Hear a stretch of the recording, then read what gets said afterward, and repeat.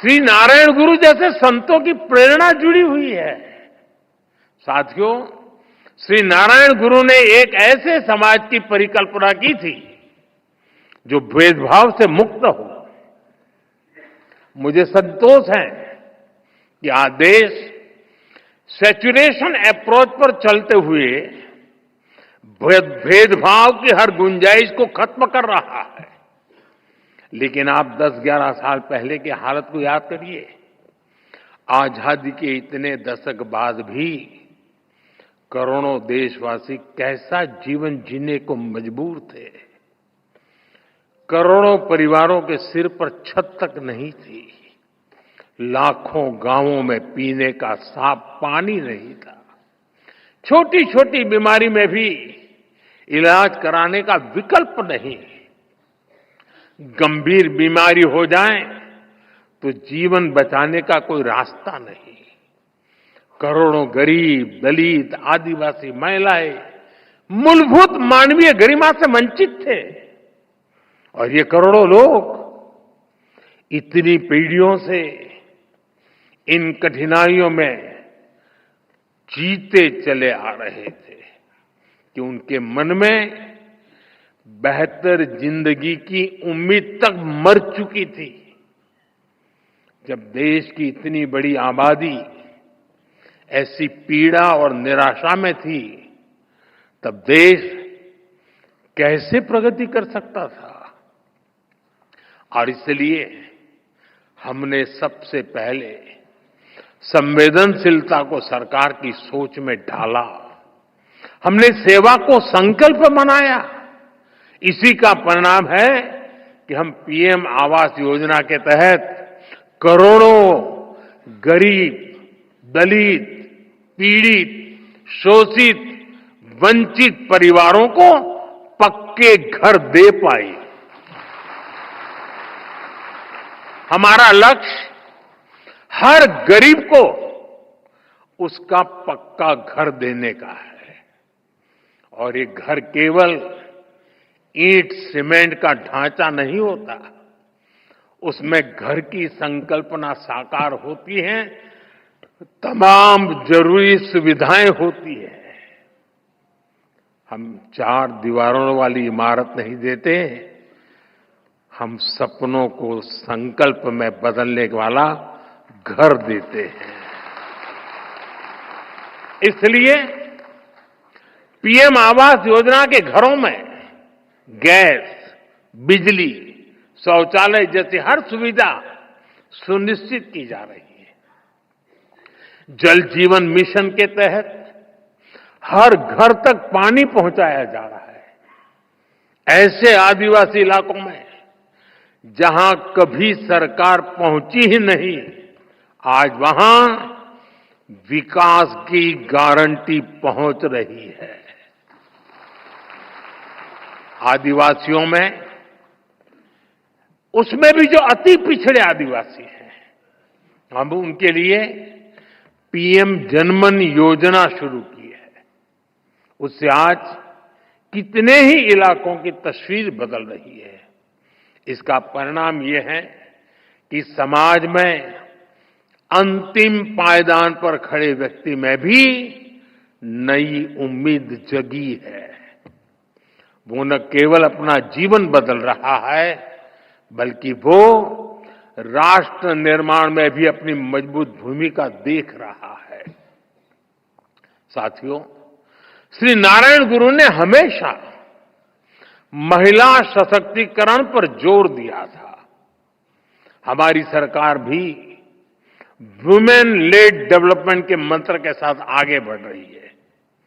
हमारे देश में आजादी के इतने साल बाद भी ऐसे कई क्षेत्र थे जिनमें महिलाओं की एंट्री ही बैन थी। हमने इन प्रतिबंधों को हटाया। नए नए क्षेत्रों में महिलाओं को अधिकार मिले। आज स्पोर्ट्स से लेकर स्पेस तक हर फील्ड में बेटियां देश का नाम रोशन कर रही है। आज समाज का हर वर्ग, हर तबका एक आत्मविश्वास के साथ विकसित भारत के सपने को उसमें अपना योगदान दे रहा है। स्वच्छ भारत मिशन, पर्यावरण से जुड़े अभियान, अमृत सरोवर का निर्माण, मिलेट्स को लेकर जागरूकता जैसे अभियान, हम जन भागीदारी की भावना से आगे बढ़ रहे हैं। 140 करोड़ देशवासियों की ताकत से आगे बढ़ रहे हैं। साथियों, श्री नारायण गुरु कहते थे, विद्या कौन प्रबुद्धर आऊ का, संगठना कौन शक्तर आऊ का, प्रयत्नम कौन संपन्नार आऊ का। यानी enlightenment through education, strength through organisation, prosperity through industry. उन्होंने खुद भी इस विजन को साकार करने के लिए महत्वपूर्ण संस्थाओं की नींव रखी थी। शिवगिरी में ही गुरुजी ने शारदा मठ की स्थापना की थी। मां सरस्वती को समर्पित यह मठ, इसका संदेश है कि शिक्षा ही वंचितों के लिए उत्थान और मुक्ति का माध्यम बनेगी। मुझे खुशी है कि गुरुदेव के उन प्रयासों का आज भी लगातार विस्तार हो रहा है। देश के कितने ही शहरों में गुरुदेव सेंटर्स और श्री नारायण कल्चरल मिशन मानव हित में काम कर रहे हैं। साथियों, शिक्षा, संगठन और औद्योगिक प्रगति से समाज कल्याण के इस विजन की स्पष्ट छाप आज हम देश की नीतियों और निर्णयों में भी देख सकते हैं। हमने इनके दशक बाद, इतने दशक बाद देश में नई एजुकेशन पॉलिसी लागू की है। नई एजुकेशन पॉलिसी न केवल शिक्षा को आधुनिक और समावेशी बनाती है, बल्कि मातृभाषा में पढ़ाई को भी बढ़ावा देती है। इसका सबसे बड़ा लाभ पिछड़े और वंचित तबके को ही हो रहा है। साथियों, हमने पिछले एक दशक में देश में इतनी बड़ी संख्या में नई आईआईटी, आईआईएम, एम्स जैसे संस्थान खोले हैं, जितने आजादी के बाद 60 वर्षों में नहीं खुले थे। इसके कारण आज उच्च शिक्षा में गरीब और वंचित युवाओं के लिए नए अवसर खुले हैं। बीते 10 साल में आदिवासी इलाकों में 400 से ज्यादा एकलव्य आवासीय स्कूल खोले गए हैं। जो जनजातीय समाज कई पीढ़ियों से शिक्षा से वंचित थे, उनके बच्चे अब आगे बढ़ रहे हैं। भाइयों बहनों, हमने शिक्षा को सीधे स्किल और अवसरों से जोड़ा है। स्किल इंडिया जैसे मिशन देश के युवाओं को आत्मनिर्भर बना रहे हैं। देश की औद्योगिक प्रगति, प्राइवेट सेक्टर में हो रहे बड़े रिफॉर्म्स, मुद्रा योजना, स्टैंड अप योजना, इन सब का भी सबसे बड़ा लाभ दलित, पिछड़ा और आदिवासी समाज को हो रहा है। साथियों, श्री नारायण गुरु एक सशक्त भारत चाहते थे। भारत के सशक्तिकरण के लिए हमें आर्थिक, सामाजिक और सैन्य हर पहलू में आगे रहना है। आज देश इसी रास्ते पर चल रहा है। भारत तेजी से दुनिया की तीसरे नंबर की इकोनॉमी बनने की तरफ बढ़ रहा है।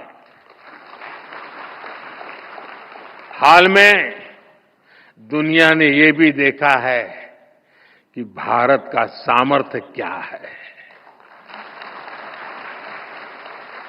ऑपरेशन सिंदूर,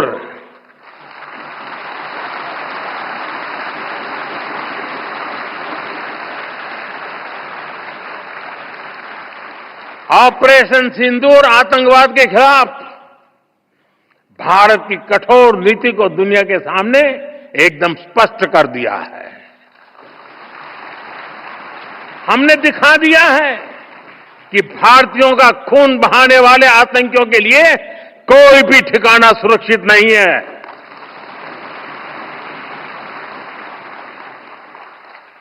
साथियों, आज का भारत देश हित में जो भी हो सकता है और जो भी सही है उसके हिसाब से कदम उठाता है। आज सैन्य जरूरतों के लिए भी भारत की विदेशों पर निर्भरता लगातार कम हो रही है। हम डिफेंस सेक्टर में आत्मनिर्भर हो रहे हैं और इसका प्रभाव हमने ऑपरेशन सिंदूर के दौरान भी देखा है। हमारी सेनाओं ने भारत में बने हथियारों से दुश्मन को 22 मिनट में 22 मिनट में घुटने टेकने के लिए मजबूर कर दिया। मुझे विश्वास है आने वाले समय में मेड इन इंडिया हथियारों का डंका पूरी दुनिया में बजेगा।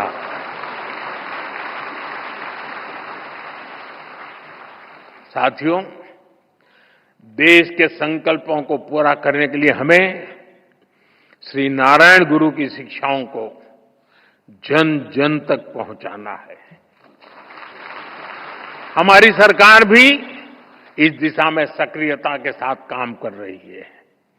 हम शिवगिरी सर्किट का निर्माण करके श्री नारायण गुरु के जीवन से जुड़े तीर्थ स्थानों को जोड़ रहे हैं।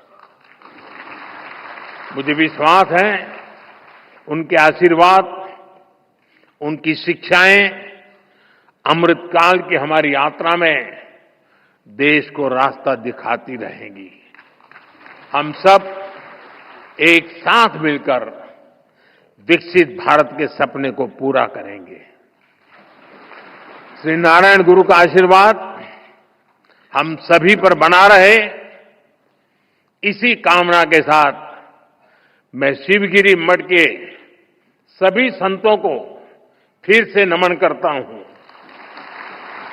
आप सबका बहुत बहुत धन्यवाद। नमस्कार।